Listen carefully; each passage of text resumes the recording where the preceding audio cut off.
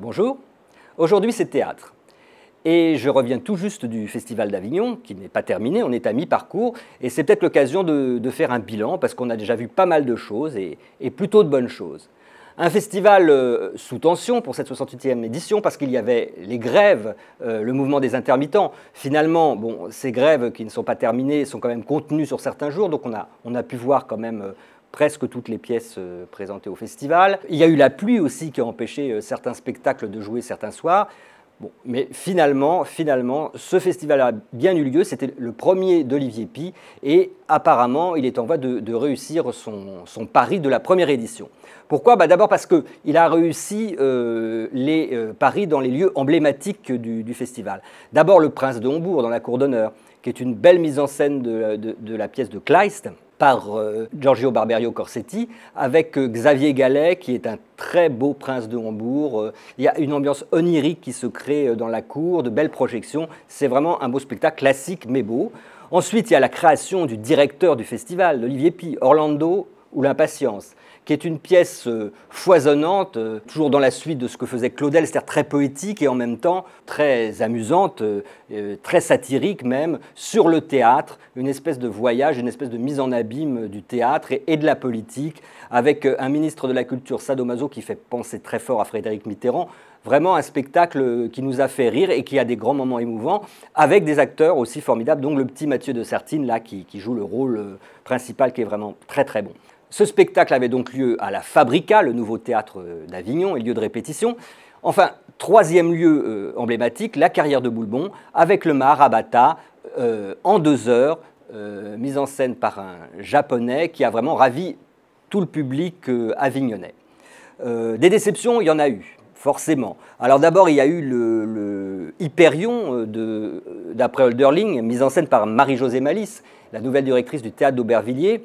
Vraiment un pinceum de 5 heures, très ennuyeux, pas très bien construit, avec des comédiens qui ont l'air vraiment d'être au bord de la déprime. Au bout de 5 minutes, on se rend compte que ça va être insupportable et ça l'est 5 heures durant, donc vraiment ça, un naufrage. Spectacle décevant aussi, mais pas du tout dans les mêmes proportions. C'est le spectacle très attendu, mai, juin, juillet, de Denis Guénoun, mise en scène par Christian Scaretti. Très attendu parce qu'en fait, c'est une mise en perspective de mai 68 à travers le théâtre.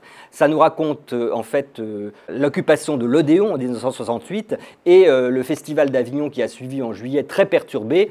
Et donc, c'est traversé par les 2 figures emblématiques de Jean-Louis Barrault et de Jean Vilar. Il y a plein de moments amusants dans le spectacle, intéressants, mais c'est un peu trop didactique, un peu trop sage.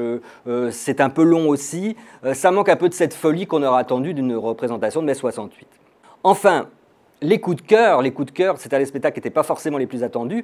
D'abord, le coup de cœur du public, c'est pour le spectacle d'Emma Dante, les sœurs Macaluso, qui représentent 7 sœurs siciliennes avec leurs fantômes, une histoire vraiment qui raconte à la fois la pauvreté de la Sicile et une histoire de famille avec des danses, de la musique. C'est assez singulier, mélodramatique, mais dans le bon sens du terme. On en sort absolument ravi, le public debout, extatique, vraiment un très joli spectacle. Et mon coup de cœur à moi, c'est vraiment The Fountainhead, mise en scène par Ivo Van Hove. Alors Ivo Van Hove qui est un des grands metteurs en scène européens, mais tout le monde ne le sait pas encore, qui adapte des films, qui adapte des Molières de façon absolument déjantée, et là qui a pris un roman des années 40 aux États-Unis, et qui met en scène 2 architectes, l'un épris d'absolu, qui ne veut absolument faire aucune concession et croit en la création solitaire, et un autre architecte qui veut suivre les goûts du client. Alors c'est une histoire beaucoup plus compliquée que ça, et qui met en scène donc cette problématique de l'individu face au collectif, de l'art face à l'argent, du capitalisme.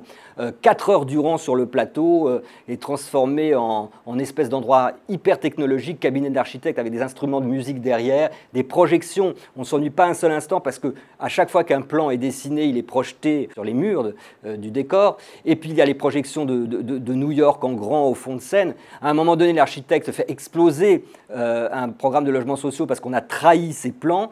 Et à ce moment-là, sur scène, il y a les grands ventilateurs qui se déclenchent, tout est balayé, des fumées rouges au fond. C'est absolument magnifique, c'est intelligent. C'est vraiment un spectacle grandiose qu'on verra peut-être pas à Paris tout de suite, mais on verra d'autres choses d'Ivo Van Hove dans la saison, donc il ne faut pas rater ces mises en scène. Voilà pour ce que j'ai vu et ce que j'ai préféré, mais encore une fois, Avignon, ce n'est pas terminé. On a les 18 heures d'Henri VI de Shakespeare, mise en scène par Thomas Joly, qui va être un gros événement du festival. Le mariage de Maria Braun par Thomas Ostermeyer, l'adaptation du film de Fassbinder, qui risque aussi d'être vraiment intéressante. Et puis, pour finir, Guillaume Gallienne, qui va faire des lectures dans la cour d'honneur, la lecture de La chaste vie de Jean Genet de Lydie Datas, et les Têtes Raides, le groupe Les Têtes Raides, avec Jeanne Moreau. Vous le voyez, c'est quand même un festival très riche qui se déroule en ce moment. Et si vous n'êtes pas encore allé à Avignon, faites attention. Il y aura sans doute encore quelques mouvements de grève, mais je suis sûr que vous trouverez un bon spectacle à voir, si ce n'est dans le in, dans le off, car n'oubliez pas que dans le off, il y a 1300 spectacles à voir et qu'il y en a plein de très bons également, mais ça c'est une autre histoire.